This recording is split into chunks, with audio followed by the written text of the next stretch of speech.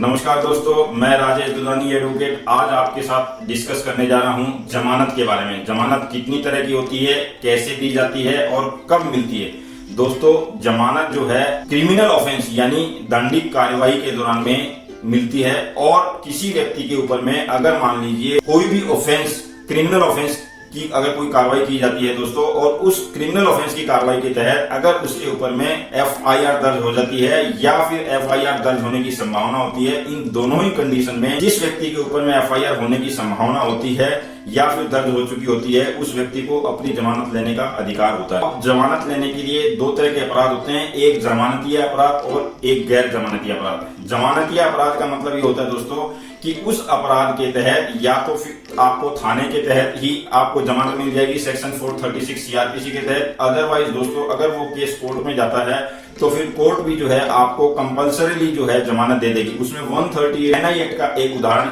आपके लिए रखना चाहूंगा कि जिसके तहत क्रिमिनल ऑफेंस में आता है, लेकिन उसके बावजूद भी जो ही ये केस कोर्ट में आता है तो जो भी अभियुक्त एक्यूज्ड माना जाता है उसको कोर्ट तुरंत जमानत दे देती है। तो इस तरह से गैर जमानती अपराध जो होते हैं वो एक अलग तरह के हैं, वो संगीन अपराधों की श्रेणी में आते हैं। गैर जमानती अपराधों में दोस्तों ना तो थाने से ही जमानत मिलती है और ना ही कोर्ट कंपल्सरीली उसमें जमानत देती है। उस तरह के केसों में दोस्तों जो जमानत होती है वो अगर आपका जो अपराध है वो कम संगीन है यानी कम धाराओं में है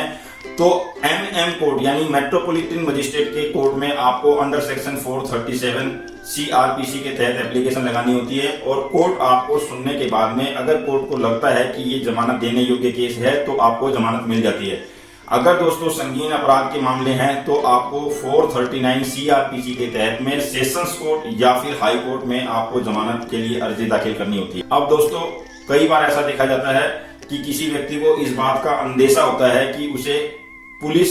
अरेस्ट कर सकती है यानी उसके ऊपर में एफआईआर दर्ज की जा चुकी है या करने की संभावना होती है। इस तरह के केसेस में दोस्तों मैं सेक्शन 498 ए का उदाहरण देना चाहूंगा, जिसके तहत में जो लड़का होता है उसको इस बात की संभावना होती है कि जो लड़की पक्ष है वो उनके ऊपर में एफआईआर दर्ज करवा सकता है या करवा रहा है। इस केस में दोस्तों एंटीसिपेटरी बेल का एक प्रावधान है। एंटीसिपेटरी बेल का प्रावधान का मतलब यह है दोस्तों कि आपको अगर संभावना होती है कि आपको गिरफ्तार किया जा सकता है तो आप संभावना के आधार पर कोर्ट में, सेशंस कोर्ट और हाई कोर्ट में आप अर्जी दाखिल कर सकते हैं जमानत की, और उसको दाखिल करने के लिए सेक्शन 438 सीआरपीसी में प्रावधान किया गया है। सेक्शन 438 सीआरपीसी के तहत जब आप एंटीसिपेटरी एप्लीकेशन लगाते हैं तो कोर्ट सबसे पहले ये देखती है कि आपको जमानत मिलने का आधार क्या है, यानी कि आपको जो अप्रीहेंशन है वो सही है या गलत है, और दूसरा ये देखती है कि आपने वाकई में अपराध किया भी है या नहीं किया है। तो दोस्तों 438 की जो एप्लीकेशन है उसमें कोर्ट अप्रीहेंशन का जो शब्द यूज किया गया है, संभावना का, उसको ज्यादा देखती है और उसके अलावा ये भी देखती है कि जो आपका रोल डिफाइन किया गया है एफआईआर में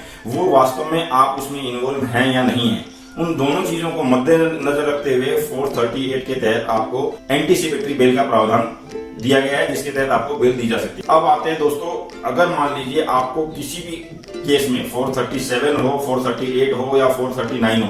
इसके तहत अगर आपको जमानत मिल जाती है तो फिर आपका नेक्स्ट जो स्टेप होता है वो क्या होता है। दोस्तों, जब भी जमानत कोर्ट से मिलती है तो एक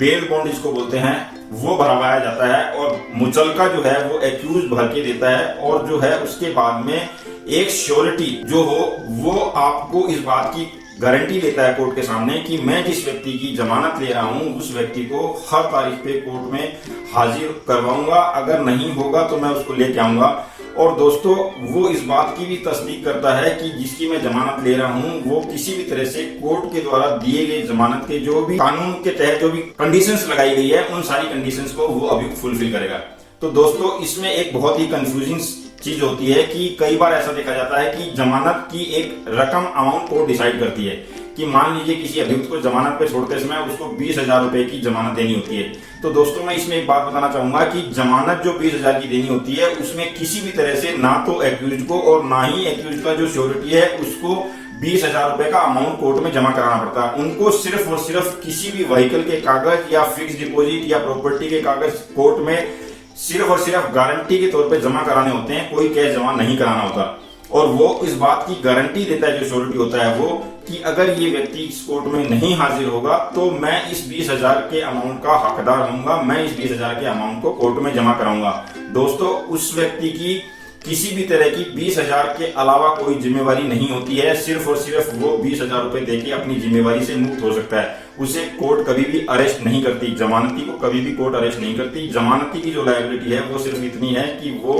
जिस भी रकम की गारंटी कोर्ट में दे रहा है वो रकम उसे कोर्ट में जमा करवानी पड़ेगी। और मुचलका भरवाने का मतलब यही है कि जो अभियुक्त होता है वो इस बात की गारंटी या तस्दीक करता है कि मैं जो अमाउंट गारंटीड है वो अमाउंट जरूर कोर्ट में कर दूंगा, और जो कोर्ट के द्वारा कंडीशंस रखी गई है मेरी जमानत के दौरान के लिए, मैं उसमें किसी भी तरह की अवहेलना नहीं करूंगा। तो इस तरह से जो जमानत का प्रावधान है वो बेल बॉन्ड भरने के बाद में और श्योरिटी के कागजात उसमें लगाए जाते हैं, और उसके बाद में दोस्तों जो श्योरिटी होता है उसकी कई बार जो कोर्ट है वो पीछे वो कहाँ रहता है, उसका क्या कैरेक्टर है, इस बात की तस्दीक भी करती है, और उस तस्दीक के हो जाने के बाद ही एक्यूज को जमानत पे रिहा किया जाता है। तो इस तरह से ये डिस्कशन था आज जमानत के बारे में। उम्मीद करता हूँ आपको अच्छा लगा होगा। अगर अच्छा लगा हो तो आप इस वीडियो को लाइक और सब्सक्राइब करना ना भूलें। धन्यवाद, नमस्कार।